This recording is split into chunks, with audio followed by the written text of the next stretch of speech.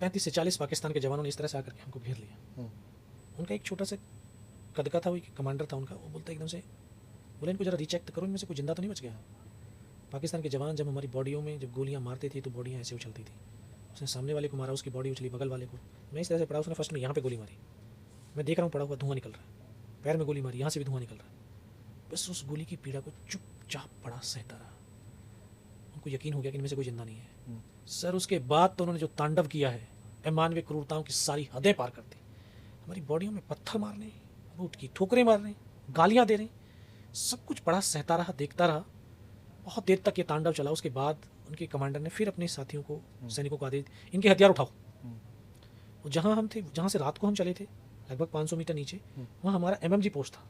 उस पोस्ट को कैप्चर करने के लिए उन्होंने बोला साले उस पोस्ट पे भी हमला करो। बस सर आज वो विश्वास है कि मैं आज आपके पास हुआ है। दोबारा से गोली मारी, उसने बाजू में, पैर में गोली मारी, 2 कदम चला, रुक गया। आधी आंखें बंद थी, आधी खुली थी, मैं देख रहा था उसको। रुकते ही मुझे मन में ख्याल आया शायद इसको पता चल गया मैं जिंदा हूँ। तभी मन में विचार था, तब तक तो वापस मुड़ा। उसने जब राइफल ऐसे सीने की तरफ करी तब एक क्षण के लिए लगा योगेंद्र अब नहीं बचेगा। लेकिन कहते हैं जाको राके साइयां मार सके ना कोई। और इस देश को भारत माँ बोलते हैं, ऐसे नहीं बोलते। कंकर मिट्टी वाली जमीन तो नहीं है, सजीव है। और माँ भारती अपने बेटों की वीरता, शौर्य, पराक्रम, बलिदान कभी दफन होने ही नहीं देती। किसी न किसी एक को जरूर माध्यम चुन लेती है। शायद इस माँ भारती ने मुझे वो माध्यम चुन लिया होगा।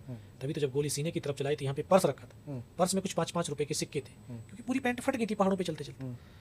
शायद माँ भारती ने उन सिक्कों को उस परमात्मा ने इकट्ठे कर दिया होगा। जब गोली चली तो जाकर के सिक्कों पे लगी और रिकोचिट हो गई।